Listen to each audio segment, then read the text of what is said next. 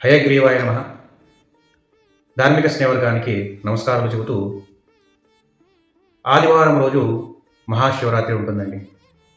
ఈ మహాశివరాత్రి రోజు మనం చేయాల్సినటువంటి కార్యాలేమిటి, దాని గురించి మనం చర్చించుకుందాం. మహాశివరాత్రి రోజు లింగ ఉద్భవమైనటువంటి రోజండి. కావున ఈ రోజు శివుడికి ప్రీతికరమైనటువంటి కార్యాలు చేస్తే ఖచ్చితంగా శివపార్వతుల యొక్క అనుగ్రహము మన కుటుంబం పైన ఉంటుంది. ఆదివారం రోజు అర్థాత్ 15వ తారీఖు 2వ నెల 2026 ఆదివారం రోజు ప్రాతకాలంలో లేచి తెల్లవారుజామున లేచి స్నాన సంధ్యావందనాలు చేసుకున్న పిమ్మట శివుడిని ప్రార్థన చేసుకోవాలి. ఏమని ప్రార్థన చేసుకోవాలి స్వామి అంటే, మన కోరికలు, నాకు బండి కావాలి లేదా నాకు వేరే అయినటువంటి కార్యాలు అవ్వాలని వేడుకోకూడదు. ఏమని వేడుకోవాలి శివుడికి అంటే, స్వామి నా మనసులో ఉండేటటువంటి అజ్ఞానాన్ని తొలగించి జ్ఞాన మార్గం ఇవ్వు అని వేడుకుని, ఈరోజు నేను ఉపవాసం చేస్తున్నాను స్వామి, మహాశివరాత్రి రోజు కాబట్టి, నీకు ఇష్టమైనటువంటి రోజు కాబట్టి ఈరోజు నేను ఉపవాసం చేస్తున్నాను స్వామి, ఈరోజు నాకు అజ్ఞానం వెళ్ళిపోవాలి, జ్ఞానం ప్రసాదించాలి అని వేడుకోవాలి. సాయంకాలాన విశేషమైనటువంటి సమయం ప్రదోషకాలం అని అంటాం.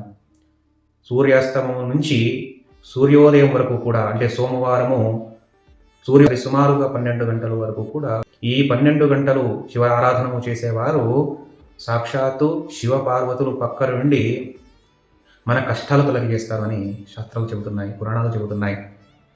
సాయంత్రమున ప్రదోషకాలంలో స్నానం చేయాలి. స్నానం చేసిన పిమ్మట భస్మధారణలై శివుడికి అభిషేకం చేయాలండి. అభిషేకము ఎలా చేయాలి, మాకు రాదు కదా మంత్రాలు అంటే, శివుడు ఒకటే అంటాడు, మీరు ప్రీతికరంగా మనస్సుతో నన్ను సంకల్పించుకొని జలాభిషేకము నీళ్ళలో వేసినా కూడా నేను సంతృప్తి చెందుతాను అని శివుడు అంటాడు. కాబట్టి జలాభిషేకం కావచ్చు, క్షీరాభిషేకము, పాలాభిషేకం కావచ్చు, లేదా పంచామృత అభిషేకాలు చేసుకోవచ్చు. అయిన వారు భస్మాభిషేకం చేసుకోవచ్చు. దేవాలయాల్లో భస్మాభిషేకం చేస్తూ ఉంటారు, అది మొత్తము కూడా తిరిగించాలి. ఆరాధనలు, పారాయణాలు మాకేవి రావు స్వామి అంటే, ఓం నమః శివాయ అంటే చాలు, భగవంతుడు చాలా అనుగ్రహం చేస్తాడు. దాని తర్వాత మరి అర్చనాలు ఎలా కూర్చొని మనము జపాలు చేసుకోవాలి స్వామి అంటే, దక్షిణం వైపు కూర్చొని మీ ముఖము ఉత్తరం వైపు అయి భగవంతుడిని వేడుకోవాలి. అలాగే జపాలు, పారాయణాదులు చేసుకోవాలి.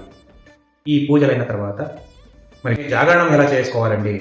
జాగరణం అంటే నిద్ర మాత్రమే విడిచి మేము ఏదేదో మాట్లాడుకుంటూ ఉండడము జాగరణం కాదు. జాగరణం అంటే భగవంతుడు ఇచ్చిన ఒక ప్రసాదం అని అనుకోవాలి. ఎందుకు అంటే, మనకు విశ్రాంతి ఇచ్చిందే తను.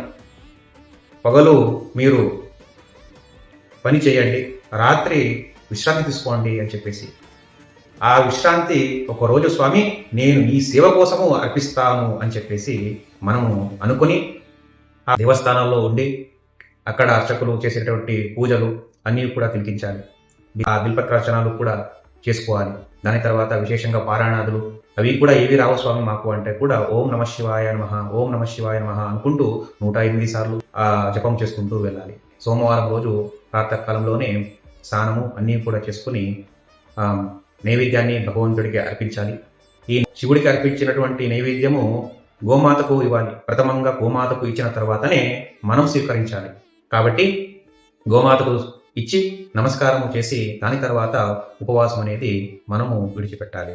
ఇలా మహాశివరాత్రి యొక్క విశేషాన్ని గ్రహించారు అని అనుకుంటూ అందరికీ కూడా మహాశివరాత్రి శుభాకాంక్షలు చెబుతూ, జై శ్రీరామ్, జై శ్రీకృష్ణ, స్వస్తి.